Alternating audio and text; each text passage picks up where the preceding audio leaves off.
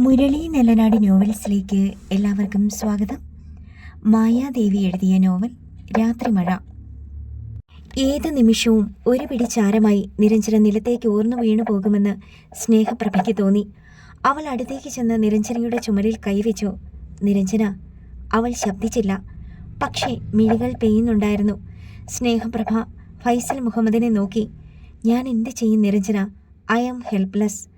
അർച്ചനയെ സംബന്ധിച്ച് വലിയൊരു ചതിയാണ് അരങ്ങേറിയത്. അവളെയും കുടുംബത്തെയും റോസ്മലയിലേക്ക് നാട് കടത്തിയ ശേഷമാ അർച്ചന സുധിയിൽ നിന്ന് പ്രഗ്നൻ്റായ വിവരം വിശ്വനാഥൻ സാർ അറിയുന്നത്. ഫൈസൽ മുഹമ്മദ് പറഞ്ഞു തുടങ്ങി. നിരഞ്ജനയുടെ ഇമകളൊന്ന് ചലിച്ചു. കുഞ്ഞിനെ അബോർട്ട് ചെയ്യാനുള്ള വിശ്വനാഥൻ സാറിൻ്റെ ശ്രമം ഫലിച്ചില്ലെന്ന് വേണം കരുതാൻ. അവൾ പ്രസവിച്ച കുഞ്ഞിനെ കയ്യിൽ കിട്ടണമെന്ന വാശിയിലായി വിശ്വനാഥൻ സാറ്.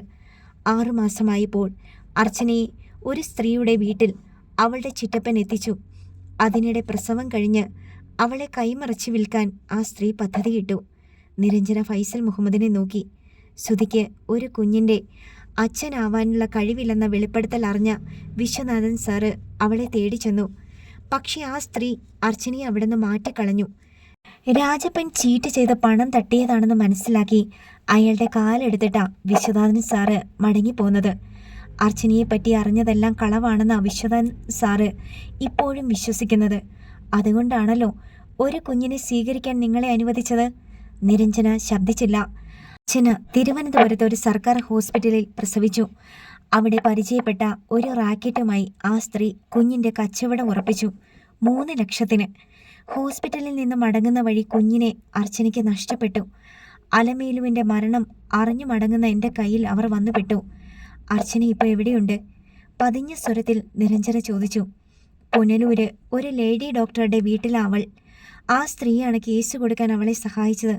ഫൈസി അവളെ കണ്ടോ? ഇല്ല. ജീവിക്കാനുള്ള അവളുടെ എല്ലാ പ്രതീക്ഷയും ആ കുഞ്ഞാണ്. ഉപേക്ഷിച്ച് കളയാനാണെങ്കിൽ അവൾക്കതിനെ അബോർട്ട് ചെയ്യാമായിരുന്നു. കുറച്ചു നേരത്തേക്ക് ആരും ഒന്നും ശബ്ദിച്ചില്ല. നൊന്തുപെറ്റ ഒരമ്മയുടെ മനസ്സ് നിരഞ്ജന മനസ്സിലാക്കണം. ഒരു ജീവിതമാണ് അർച്ചന ആഗ്രഹിച്ചതെങ്കിൽ അവൾ എവിടെയുണ്ടെന്ന് സുധിയെ ഫോൺ ചെയ്താൽ മാത്രം മതിയായിരുന്നു. പക്ഷേ അവളത് ചെയ്തില്ല. വഴിമാറി പോകാനേ അവൾ ശ്രമിച്ചുള്ളൂ. ഈ ഒരു ദുരന്തം കൂടി അവൾക്ക് താങ്ങാൻ കഴിയില്ല. നിരഞ്ജനയ്ക്കൊരു കുഞ്ഞിനെ ഞാൻ കണ്ടെത്തിത്തരാം. അർച്ചനയുടെ കുഞ്ഞിനെ മടക്കി കൊടുക്കണം. കുഞ്ഞിനെ കൊണ്ടുപോകാനാ ഞാൻ വന്നത്. നിരഞ്ജന നിലത്ത് നിന്ന് നോട്ടം പറിച്ചെടുത്ത് ഫൈസൽ മുഹമ്മദിനെ നോക്കി. ആ നോട്ടത്തിൻ്റെ അർത്ഥം രണ്ടാൾക്കും മനസ്സിലായില്ല. അലമേലു എന്ന പെണ്ണിനു വേണ്ടി ശബ്ദമുയർത്താൻ തയ്യാറായവളാണ് നിരഞ്ജന. ഇവിടെ നിരഞ്ജനയുടെ ദയാവായ്പിന് മുന്നിലും അശരണയായി നിൽക്കുന്നത് ഒരു പെണ്ണാണ്. തീക്കൊള്ളി ദേഹത്ത് സ്പർശിച്ചതുപോലെ നിരഞ്ജന ചൂളി. എവിടെയെങ്കിലും അവളും അവളുടെ കുഞ്ഞും ജീവിച്ചോട്ടെ. ഒരു കാലത്തും സുധിയെ തേടി അവൾ വരില്ല. ഫൈസൽ മുഹമ്മദ് യാചിച്ചു. ഒരു ദയ ഫൈസ എന്നോടും കാട്ടണം. നിരഞ്ജന ദുർബലയായി. പറയൂ ഏസി, സുധിക്ക് അർച്ചനയെ കാട്ടിക്കൊടുക്ക്. നിങ്ങൾക്ക് ചെയ്യാൻ കഴിയുന്ന ഏറ്റവും നല്ല കാര്യം അതായിരിക്കും. ഒരു കാലത്ത് നിങ്ങളെ ഞാനും ശപിക്കില്ല. അവർ സന്തോഷത്തോടെ ജീവിച്ചോട്ടെ. അവർക്ക് ഇനിയും കുഞ്ഞുങ്ങൾ ജനിക്കും. ഈ കുഞ്ഞിനെ എനിക്കിതാ. എൻ്റെ മോനെയും കൊണ്ട് ഞാൻ ഈ നാട് വിട്ട് പൊയ്ക്കൊള്ളാം. പറഞ്ഞു തീർന്നതും നിരഞ്ജന കരഞ്ഞുപോയി. ദേഹപ്രഭയുടെ ഹൃദയം വിണ്ടുപൊട്ടി. ഇതിൽ കൂടുതൽ എനിക്കെന്ത് ഭാഗ്യം കിട്ടാനാ? ആ കുഞ്ഞിന് ഒരു ദോഷവും സംഭവിച്ചില്ലെന്ന് ഫൈസിക്ക് ആശ്വസിക്കാമല്ലോ. ഞങ്ങൾക്കതിന് കഴിയില്ല നിരഞ്ജന, അയാൾ പറഞ്ഞു. സ്നേഹപ്രഭയും കരഞ്ഞുപോയി. സത്യം സുധിയെ മറയ്ക്കാൻ കഴിയുമോ? ഫൈസൽ മുഹമ്മദ് ചോദിച്ചു. സുധി അറിയട്ടെ.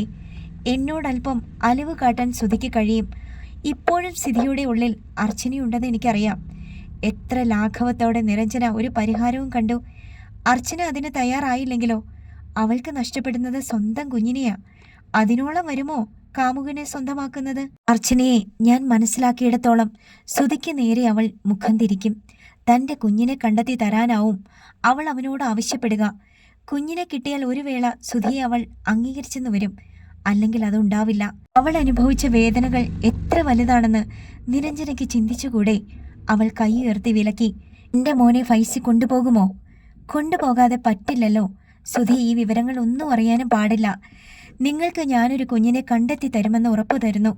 നിരഞ്ജനയുടെ മുഖത്ത് പരിഹാസം നിറഞ്ഞു. മോഹിപ്പിച്ച് എൻ്റെ കഴിവുകേടിനെ പരിഹസിക്കാനല്ലേ? വേണ്ട.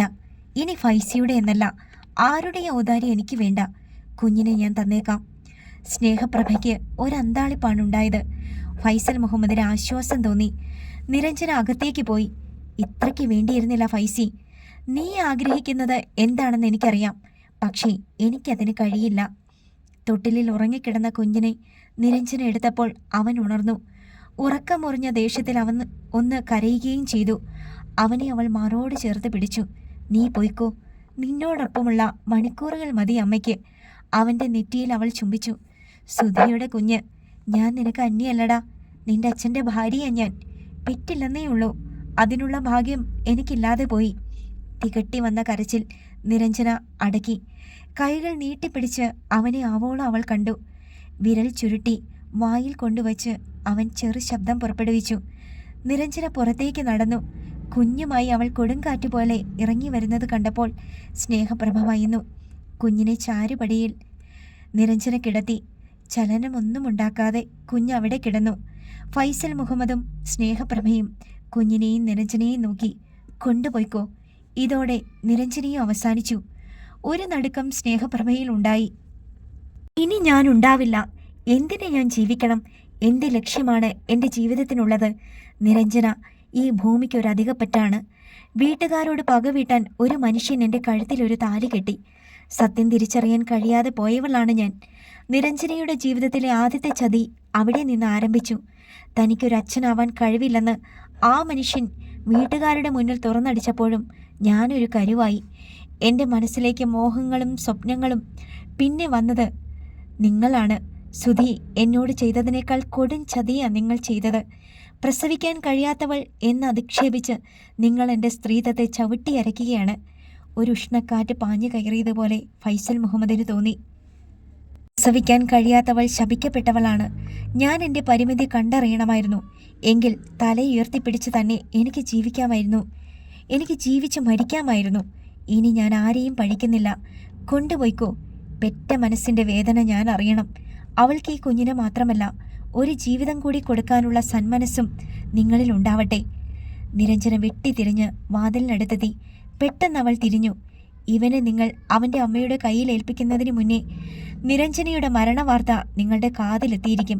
എൻ്റെ ശവം കാണാൻ പോലും നിങ്ങൾ രണ്ടുപേരും വന്നേക്കരുത്. ആത്മശാന്തിക്ക് വേണ്ടി അപേക്ഷിക്കുന്നത് വരരുത്. നിരഞ്ജന അകത്ത് കയറി വാതിലടച്ച് കുറ്റിയിട്ടു. കട്ടിലിൽ ചെന്ന് വീണ് അവൾ പൊട്ടിക്കരഞ്ഞു. അധിക നേരം അങ്ങനെ കിടക്കാൻ അവൾക്കായില്ല. അവൾ പിടഞ്ഞെഴുന്നേറ്റു. അലമുറയിട്ട് അവൾ ഓടി വന്ന് വാതിൽ വലിച്ചു തുറന്നു. ചാരുപടിയിൽ അവളുടെ പൊന്നുമോൻ കൈകാലുകൾ ഇളക്കി കിടപ്പുണ്ടായിരുന്നു. തനിക്ക് വേണ്ടി നടക്കുന്ന വടംവലികളൊന്നും അറിയാതെ. സിറ്റൗട്ടിൽ ഫൈസൽ മുഹമ്മദും സ്നേഹപ്രഭയുമില്ല. മുറ്റത്ത് അവരുടെ കാറുമില്ല. ഒരു സ്വപ്നത്തിലാണോ താനെന്ന് ഓർത്ത് ഒരു നിമിഷം കോരിത്തരിച്ച് നിരഞ്ജന നിന്നു. പിന്നെ കുഞ്ഞിൻ്റെ അരികിലേക്ക് ഓടിച്ചെന്നു. എൻ്റെ പൊന്നു മോനെ. കുഞ്ഞിനെ വാരിയെടുത്ത് അവൻ്റെ നെറ്റിയിൽ കണ്ണീരോടെ അവൾ തെരുതെരെ ചുംബിച്ചു. അമ്മയെ വിട്ട് എൻ്റെ മോൻ പോവില്ലെന്ന് എനിക്കറിയാമെടാ. വീടിനുള്ളിൽ കയറി അവൾ വാതിലടിച്ചു. അവനെയും നെഞ്ചോട് ചേർത്ത് ബെഡ്റൂമിലേക്ക് ഓടി. ഇനി ആരും വരില്ല. എന്നെയും നിന്നെയും വേർപിരിക്കാൻ ആരും വരില്ല. അവളുടെ സെൽ ടേബിളിലിരുന്ന് റിങ് ചെയ്യാൻ തുടങ്ങി. കുഞ്ഞിനെയും കൊണ്ട് അവൾ ചെന്ന് ഫോൺ എടുത്തു. സ്നേഹപ്രഭ. ഫോൺ കാതോട് ചേർത്ത് നിരഞ്ജന പൊട്ടിക്കരഞ്ഞു. ഇനി എന്നും അവൻ നിന്റെ മോനായിരിക്കും. നിന്റെയും സുധിയുടെയും മോൻ. നീ ആഗ്രഹിച്ചതുപോലെ അവന് നിരഞ്ജൻ എന്ന് തന്നെ പേരിട്ടു. സ്നേഹപ്രഭയുടെ വിതുമ്പി പൊട്ടിയുള്ള വാക്കുകൾ അവളുടെ കാതിൽ വീണു. ജീപ്പിൽ റോസ്മലയിൽ വന്നിറങ്ങുമ്പോൾ ഇനിയൊരു മടങ്ങിവരവ് ഒരിക്കലും ഉണ്ടാവുമെന്ന് അർച്ചന കരുതിയതല്ല. രേവതിക്കും അമ്പിളിക്കും പിന്നിൽ ബാഗും തൂക്കി അവൾ വരുന്നത് കട്ടിലിലിരുന്ന് രാജപ്പൻ കണ്ടു. അവൾക്ക് മുന്നിൽ വന്ന് നിന്നപ്പോൾ രാജപ്പൻ ചുണ്ടുകൾ കൂട്ടി കരയാൻ തുടങ്ങി. അർച്ചനയ്ക്ക് ആ കാഴ്ച വിശ്വസിക്കാനായില്ല. ഒരു രാക്ഷസനെ പോലെ മുന്നിൽ നിന്ന് ആക്രോശിക്കുന്ന രാജപ്പൻ്റെ രൂപമായിരുന്നു അവളുടെ മനസ്സിൽ. ഉണങ്ങി എല്ലം തോലുമായിരിക്കുന്നു. ിൽ വീണ കണ്ണുകൾ, കവിളുകൾ ഒട്ടി താണിരിക്കുന്നു. ഷേവ് ചെയ്യാത്ത മുഖം. രാജപ്പൻ്റെ പേക്കോലമായിരുന്നു അത്. ചിറ്റപ്പ.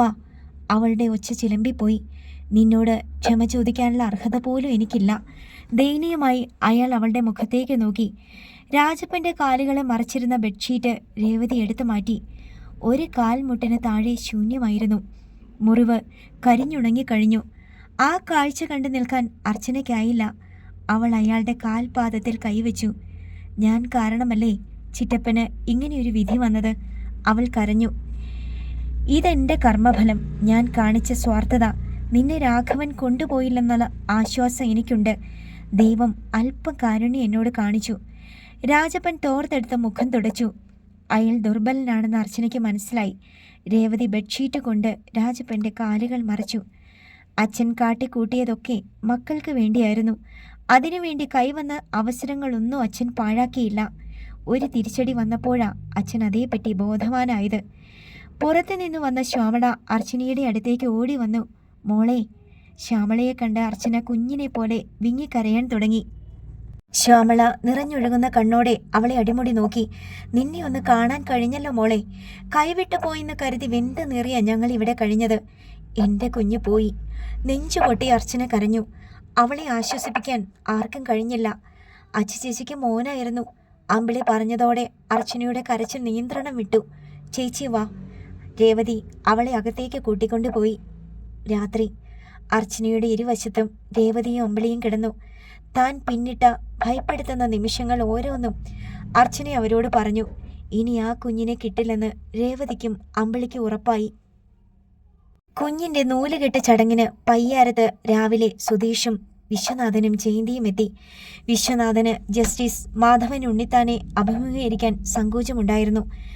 മകന്റെ കഴിവുകേടിനെ തുടർന്നാണല്ലോ ഒരു കുഞ്ഞിനെ സ്വീകരിക്കേണ്ടി വന്നത്. എന്നാൽ ആ വിഷയത്തെ സ്പർശിക്കാൻ മാധവൻ ഉണ്ണിത്താൻ താല്പര്യപ്പെട്ടില്ല. വിശ്വനാഥനെ തൻ്റെ മകൾ വിധിയാക്കുകയാണെന്ന് അയാൾക്ക് ബോധ്യമുണ്ടായിരുന്നു. സുധിക്ക് നിരഞ്ജനയിൽ പിറന്ന കുഞ്ഞ് എന്ന് തന്നെയായിരുന്നു ആ വീട്ടിൽ വിശ്വനാഥനും ജയന്തിയും അനുഭവിച്ചറിഞ്ഞത്. സെറ്റ് സാരി ധരിച്ച് ഈറൻ പടരുന്ന മുടിയുമായി ഹാളിലിട്ട പലകയിൽ വിരിച്ച നേരിയതിൽ നിരഞ്ജന ഇരുന്നു. അവളുടെ മടിയിലേക്ക് ഭാഗ്യലക്ഷ്മി കുഞ്ഞിനെ വെച്ചുകൊടുത്തു. സുധീഷ് മകന്റെ അരയിൽ മഞ്ഞ നൂൽ കെട്ടി. മാധവൻ ഉണ്ണിത്താൻ ദൃശ്യങ്ങൾ ക്യാമറയിൽ പകർത്തി. സ്വർണ്ണ അരഞ്ഞാണം അവന്റെ അരയിൽ കെട്ടിയത് ജയന്തിയായിരുന്നു. ഭാഗ്യലക്ഷ്മി കഴുത്തിൽ സ്വർണ്ണമാലയും കൈകളിൽ സ്വർണ്ണവളകളും അണിഞ്ഞു. കാലുകളിൽ തളയിട്ടത് ജയന്തിയും. അവന്റെ നോട്ടം നിരഞ്ജനയുടെ മുഖത്തായിരുന്നു. ആഹ്ലാദം നിറഞ്ഞ നിമിഷങ്ങളായിരുന്നു അത്. സുന്ദരനായ അവന്റെ ദേഹത്ത് സ്വർണ്ണകാന്തി കൂടി വന്നതോടെ അവനൊരു രാജകുമാരനെ പോലെ എല്ലാവർക്കും തോന്നി. നിരഞ്ജനയുടെ കയ്യിൽ നിന്ന് ജയന്തി അവനെ വാങ്ങി. ഗർഭം ധരിക്കുന്നതോ പ്രസവിക്കുന്നതോ അല്ല വലിയ കാര്യം. ഒരു കുഞ്ഞിനെ വളർത്തി പൂർണ്ണനായ മനുഷ്യനാക്കുന്നതല്ല അല്ലേ വിശ്വനാഥൻ? മാധവൻ ഉണ്ണിത്താന് അത്രയും പറയാതിരിക്കാനായില്ല. അതെ സാർ. വിശ്വനാഥൻ ആശ്വാസത്തോടെ അനുകൂലിച്ചു. എൻ്റെ മകളെ വിശ്വനാഥൻ സ്വന്തം മകളായി കാണുന്നു. വിശ്വനാഥൻ്റെ മകൻ എൻ്റെ സ്വന്തം മകനായി കഴിഞ്ഞു. ആ ഒരു ബന്ധം തന്നെയാണിതും. ഇവൻ നമ്മുടെ സ്വന്തം പേരക്കുട്ടി. വിധി പ്രസ്താവം വായിക്കുന്ന സൂക്ഷ്മതയിൽ മാധവൻ ഉണ്ണിത്താൻ പറഞ്ഞു. ഊണ് കഴിഞ്ഞ് 3 കാറുകളിലായി 6 പേരും പോയത് ഇടപ്പള്ളിയിലെ പുതിയ ഫ്ലാറ്റിലേക്കായിരുന്നു. അതൊരു ഗൃഹപ്രവേശം കൂടിയായിരുന്നു. നിരഞ്ജന പാല് കാച്ചി. ചായ കുടിക്കുമ്പോൾ മാധവൻ ഉണ്ണിത്താൻ ചോദിച്ചു, ഇനിയുള്ള പ്ലാൻ എന്താ? എൻ്റെ ബന്ധുക്കളാരും ഇവിടേക്ക് വരില്ല. വിശ്വനാഥനും അങ്ങനെ ഒരു ഉറപ്പ് പറയാൻ കഴിയുമോ? നടരാജനെ മറച്ചു വെച്ച ഇങ്ങനെ ഒരു പ്ലേ. അതറിയാം സാർ. എനിക്കിവിടെ ഒരു ഫ്ലാറ്റുള്ള വിവരം നടരാജൻ അറിയാം. ഞാനത് വിറ്റെന്ന് പറഞ്ഞോളാം. നിരഞ്ജന പ്രാക്ടീസ് ഉപേക്ഷിക്കുന്നതോടെ പ്രശ്നം തീരില്ലേ? സുധി ഫ്രാൻസിൽ പോകുന്നല്ലോ. അതെ, ഞാൻ മാത്രമല്ല, നിരഞ്ജനയും ഒപ്പമുണ്ടെന്ന എല്ലാവരോടും പറയുന്നത്. 1 വർഷം വരെ ഞാൻ അവിടെയുള്ളൂ. സുധീഷ് മറുപടി പറഞ്ഞു. എൻ്റെ അഭിപ്രായം നിരഞ്ജനയും കുഞ്ഞും അതുവരെ മൈസൂരിലെ വീട്ടിൽ കഴിയുന്നത് നല്ലതാണെന്ന. ഭാഗ്യവും കൂടെ ഉണ്ടാവും. എറണാകുളം റിസ്ക് അല്ലേ വിശ്വനാഥൻ? നമുക്കത് ആലോചിക്കാം സാർ. പേപ്പേഴ്സൊക്കെ ശരിയായിട്ടുണ്ട്. അടുത്ത മാസം 21-ന്, സുധീഷ് പറഞ്ഞു. അതുവരെ നിങ്ങൾ എങ്ങും പോകണ്ട. ജയന്തി കുഞ്ഞുമായി അങ്ങോട്ട് വന്നു. രാത്രി എല്ലാവരും യാത്ര പറഞ്ഞു പോയി. സുധീഷും നിരഞ്ജനയും കുഞ്ഞും മാത്രമായി. കുഞ്ഞിന് രാത്രി കൊടുക്കാനുള്ള പാലുമായി നിരഞ്ജന ബെഡ്റൂമിൽ വരുമ്പോൾ കിടന്ന് കളിക്കുന്ന കുഞ്ഞിൻ്റെ അരികിൽ സുധീഷ് ഇരിപ്പുണ്ട്. ആ കാഴ്ച കണ്ട് അവൾ തെല്ലിട നിന്നു. സ്വന്തം കുഞ്ഞാണ് അതെന്ന് സുധി അറിയുന്നുണ്ടോ? ഏറ്റവും ഭാഗ്യവതിയാണ് താനെന്ന് നിരഞ്ജനയ്ക്ക് തോന്നി. പ്രസവിക്കാൻ കഴിയാത്ത തനിക്ക് വളർത്താൻ കിട്ടിയത് സ്വന്തം ഭർത്താവിൻ്റെ കുഞ്ഞിനെ. അവളുടെ കണ്ണുകൾ നിറഞ്ഞു. ഇതിൽ കൂടുതൽ ഭാഗ്യം തന്നെ പോലൊരു പെണ്ണിന് എങ്ങനെ കിട്ടാൻ? അവൾ അടുത്തേക്ക് വന്നപ്പോൾ സുധീഷ് അവളെ നോക്കി മന്ദഹസിച്ചു. എന്താ? അച്ഛനും മോനും തമ്മിൽ? നമ്മൾ പറയുന്നതൊക്കെ മനസ്സിലാക്കാനും പ്രതികരിക്കാനും അവന് കഴിയും. ശ്രുതി ശ്രദ്ധിച്ചിട്ടുണ്ടോ? അവൾ ബെഡിലിരുന്നു. എല്ലാ കുരുന്നുകളും ദൈവത്തിൻ്റെ പ്രതിരൂപങ്ങളാ. വളർന്നു വരുന്നതനുസരിച്ച് മനുഷ്യത്വം പ്രാപിക്കും. വളർച്ചയുടെ ഘട്ടത്തിലാണ് നമ്മൾ അച്ഛൻ്റെയും അമ്മയുടെയും ശരിക്കുള്ള അനുഭവിക്കുന്നത്. സുധീഷ് ചിരിച്ചപ്പോൾ അവൾ ചോദിച്ചു, ഞാൻ തത്വപ്രസംഗം നടത്തിയെന്ന് തോന്നുന്നുണ്ടോ? ഏയ്, നിരഞ്ജന പറഞ്ഞത് ശരിയാ. ഇനി അവൻ ചിരിച്ചു തുടങ്ങുന്ന നിമിഷം പിന്നെ ഇഴയുന്നത്, പിച്ചു നിൽക്കുന്നത്, ആദ്യ ചുവട് വെക്കുന്നത്, അമ്മയെ എന്നും അച്ഛ എന്നും വിളിക്കുന്നത് ഒക്കെ നമ്മളെ സംബന്ധിച്ച് അനുഭൂതികൾ തന്നെ. അവൾ ബെഡിലേക്ക് മുട്ടുകുത്തി കുഞ്ഞിന്റെ ശിരസ് അരുമയായി തലോടി. ഫൈസി വിളിച്ചിട്ടാ മനസ്സൊന്ന് തണുത്തത്. ഒരു കുറ്റബോധവും ഇനി വേണ്ട. സുധീഷ് ആശ്വസിച്ചു. നിരഞ്ജന നിവർന്നിരുന്നു. അയാൾ ഊഹിച്ചത് തന്നെയായിരുന്നു വാസ്തവം. കുഞ്ഞിനെ വാങ്ങിയ റാക്കറ്റിന്റെ നിർബന്ധം കൊണ്ടാ അമ്മ കേസിന് തയ്യാറായത്. കുഞ്ഞ് പോലീസ് കസ്റ്റഡിയിലായെന്ന് ബോധ്യമായപ്പോൾ കുഞ്ഞിനെ ആരോ തട്ടിയെടുത്തെന്ന് ഒരു കഥ മെനഞ്ഞുണ്ടാക്കി അമ്മ പോലീസിനെ സമീപിച്ചു. കുഞ്ഞ് പോലീസിന്റെ കസ്റ്റഡിയിലുണ്ടെന്ന് പറയാൻ അവർക്ക് പറ്റില്ലല്ലോ. അമ്മയെ പോലീസ് നന്നായി ചോദ്യം ചെയ്തപ്പോൾ അവൾ പിന്നോട്ട് വലിഞ്ഞു. സുധീഷ് പറഞ്ഞു, ഇവൻ നമുക്ക് വിധിച്ചതാ. ഇന്നലകളിലൊന്നും നമ്മുടെ മോനില്ല. ഇവിടെ നമുക്ക് പരിചയക്കാരായി ആരുമില്ല. അച്ഛനൊരു അന്വേഷണം നടത്തിയിരുന്നു. നിങ്ങൾക്കിവിടെ കൂടിയാൽ പോരെ? സുധീഷ് അവളെ നോക്കി. മൈസൂരിലേക്ക് പോകാനാണ് എൻ്റെ മനസ്സ് പറയുന്നത്. സുധി അച്ഛനോട് പറഞ്ഞതുപോലെ നമുക്ക് ആലോചിക്കാം. അതിനു മുമ്പ് എനിക്കൊരു ആൽബം ഉണ്ടാക്കണം. സുധീഷിന് മനസ്സിലായില്ല. എന്ത് ആൽബം? ഞാൻ പ്രഗ്നൻ്റായി നിൽക്കുന്നത് മുതൽ എൻ്റെ മോൻ്റെ ഓരോ സ്റ്റേജിലെയും ഫോട്ടോകൾ ചേർത്തുള്ള ഒരാൽബം. സുധീഷിന് ചിരി വന്നു. പ്രഗ്നൻ്റായി നിൽക്കാൻ താൻ വേഷം കെട്ടണ്ടേ? ഞാൻ വേഷം കെട്ടും. അത് വേണം സുധി. വക്കീലിൻ്റെ ബുദ്ധി. ആരും നമ്മുടെ മോനെ തേടി വരില്ല നിരഞ്ജന. ആരെങ്കിലും വരുമെന്ന് കരുതിയല്ല. ഇവൻ വളർന്നു വലുതാവുമ്പോൾ അവൻ്റെ കുട്ടിക്കാലം അവൻ കാണട്ടെ. നിരഞ്ജന നിഷ്കളങ്കമായി ചിരിച്ചെങ്കിലും അവളുടെ ഉള്ളിൽ ഒരു കരുതലുണ്ടായിരുന്നു. അർച്ചനയ്ക്കൊപ്പം സദാ നിഴൽ പോലെ അമ്പിളി കൂടെ നടന്നു. അവൾ എന്തെങ്കിലും കടുങ്കൈ ചെയ്യുമോ എന്ന ഭയമായിരുന്നു അമ്പിളിക്ക്. അവളുടെ ഭയം അർച്ചനയ്ക്കും അറിയാമായിരുന്നു. ദിവസവും ഒരു നേരം അർച്ചന ഹിമ വാസുദേവനെ വിളിക്കും. പതുക്കെ ആ യാഥാർത്ഥ്യം അവൾ ഉൾക്കൊണ്ടു തുടങ്ങി. തൻ്റെ കുഞ്ഞ് തിരിച്ചു കിട്ടാത്ത വിധം കൈവിട്ടുപോയി. ഇനി ഒരന്വേഷണവും ഉണ്ടാവില്ലെന്ന് അവൾക്ക് മനസ്സിലായി. അർച്ചനയ്ക്ക് കരയാൻ കണ്ണീരില്ലാതെയായി. രാജപ്പൻ കിടപ്പിലായതോടെ വീട്ടുകാര്യങ്ങളും പരുങ്ങലിലായി. രേവതിയുടെ വരുമാനമായിരുന്നു ആകെയുള്ള ആശ്വാസം. റോസ് മലയിൽ തയ്യൽ ജോലികൾ കുറവായിരുന്നു. അവൾ ആര്യങ്കാവിൽ ഒരു ലേഡി സ്റ്റിച്ചിങ് സെൻറ്ററിൽ ജോലിക്ക് പോകാൻ തുടങ്ങി. വണ്ടിക്കൂലി മാത്രം ദിവസവും 60 രൂപ വേണ്ടി വന്നു. ഇനി എന്ത് എന്ന ചോദ്യം അർച്ചനയിൽ അവശേഷിച്ചു. മരിക്കണമെങ്കിൽ ആ വീട് വിട്ടു പോകണം. ഇനിയൊരു ദുരന്തം കൂടി ആ കുടുംബത്തെ വേട്ടയാടാൻ പാടില്ല. രാത്രി അമ്പിളിയുടെ ശിരസിൽ തഴുകിക്കിടക്കുമ്പോൾ അർച്ചന പറഞ്ഞു, പുതിയ അധ്യയന വർഷം തുടങ്ങാൻ പോവുകയല്ലേ? ചേച്ചി മോൾക്ക് തന്ന വാക്ക് പാലിക്കാൻ കഴിയാതെ പോയല്ലോ. അർച്ചനയുടെ കൈ പിടിച്ച് അവൾ നെഞ്ചോട് ചേർത്ത് വെച്ചു. എനിക്കൊരു മോഹവുമില്ല ചേച്ചി. ഞങ്ങളെ വിട്ട് ചേച്ചി ഒരിടത്തേക്കും പോകാതിരുന്നാൽ മതി. +2 ഡിസ്റ്റിങ്ഷൻ വാങ്ങി ജയിച്ചതല്ലേ നീ? സാരമില്ല ചേച്ചി. ചേച്ചിക്കുണ്ടായ സങ്കടങ്ങളൊന്നും എനിക്ക് വന്നില്ലല്ലോ. എനിക്കെന്നും എൻ്റെ അച്ഛ ചേച്ചിയെ കാണണം. ആ ഒരു വാക്ക് മാത്രം ചേച്ചി എനിക്ക് തന്നാൽ മതി. തേങ്ങിക്കരഞ്ഞ അമ്പിളിയെ അർച്ചന ചേർത്ത് പിടിച്ചു. അവളെ പഠിപ്പിക്കണമെന്ന് എനിക്കുമുണ്ട്. ഞാൻ നോക്കിയിട്ടൊരു വഴിയും കാണുന്നില്ല. കോളേജിൽ വിടണമെങ്കിൽ ഹോസ്റ്റലിൽ നിർത്തുകയേ മാർഗമുള്ളൂ. എല്ലാം കേട്ടുകിടന്ന രേവതി പറഞ്ഞു. ഞാൻ എങ്ങും പോകുന്നില്ല. ആരും അതേപ്പറ്റി പറയുകയും വേണ്ട. അമ്പിളി ശാഠ്യം പിടിച്ചു. പിന്നെ ആരും ഒന്നും പറഞ്ഞില്ല. വീട്ടിൽ കുറച്ച് തയ്യലുള്ളതുകൊണ്ട് രേവതി പിറ്റേന്ന് സ്റ്റിച്ചിങ് സെൻറ്ററിൽ പോയില്ല. അർച്ചന കട്ടിലിൽ ചുരുണ്ടി കിടന്നു. രേവതി, അർച്ചനയെ ഇങ്ങോട്ടൊന്ന് വിളിക്ക്. രാജപ്പൻ്റെ ഒച്ച കേട്ട് അർച്ചന എഴുന്നേറ്റു. അവൾ മുറിക്ക് പുറത്തു വരുമ്പോൾ രേവതിയും അവിടെ ഉണ്ടായിരുന്നു. അവൾ വരാന്തയിലെത്തുമ്പോൾ രാജപ്പൻ്റെ അടുത്ത് പോസ്റ്റ്മാൻ ചിരിയോടെ ഇരിപ്പുണ്ട്. ചെറുപ്പക്കാരനായിരുന്നു പോസ്റ്റ്മാൻ. ആരാ അർച്ചന? ഈണത്തിൽ അവൻ ചോദിച്ചു. ഞാനാ. അമ്പരപ്പ് വിടാതെ അർച്ചന പറഞ്ഞു. പിന്നാമ്പുറത്തു നിന്ന് ശ്യാമളയും അമ്പിളിയും അങ്ങോട്ട് വന്നു. അർച്ചനയ്ക്കൊരു രജിസ്റ്റേർഡ് ഉണ്ട്. കത്തുകളുടെ കൂട്ടത്തിൽ നിന്ന് ഒരു നീളൻ കവറും സ്ലിപ്പും എടുത്ത് അവൻ അർച്ചനയുടെ നേരെ നീട്ടി. അർച്ചനയ്ക്ക് അന്താളിപ്പാണുണ്ടായത്. ഇതിലൊന്ന് സൈൻ ചെയ്യൂ. അവൻ ചിരിയോടെ പേന നീട്ടി. ഈശ്വര, ജോലിക്കുള്ള ഓർഡർ ആയിരിക്കുമോ? ശ്യാമളയുടെ ആത്മഗതം ഉറക്കിയായി. സ്ലിപ്പിൽ സൈൻ ചെയ്ത് കൊടുത്തിട്ട് അവൾ കവർ വാങ്ങി. ഞാൻ ഇറങ്ങട്ടെ ചേട്ടാ? ഈണത്തിൽ ചോദിച്ചിട്ട് എല്ലാവരെയും നോക്കി ചിരിച്ചിട്ട് പോസ്റ്റ്മാൻ പോയി. എല്ലാ മനസ്സിലും ഉദ്യോഗം നിറഞ്ഞു. അർച്ചന ആ കവറിലേക്ക് നോക്കി. Archana, care of Rajappan, SR Bhavan, Rosemala PO, Aryankavu, Kollam ജില്ല. ഇംഗ്ലീഷിൽ ടൈപ്പ് ചെയ്ത വിലാസം. കത്തയച്ചിരിക്കുന്ന മൈസൂറിലെ ഒരു വിലാസത്തിൽ നിന്നാണ്. അർച്ചന കവർ പൊട്ടിച്ചു. നോവൽ തുടരും.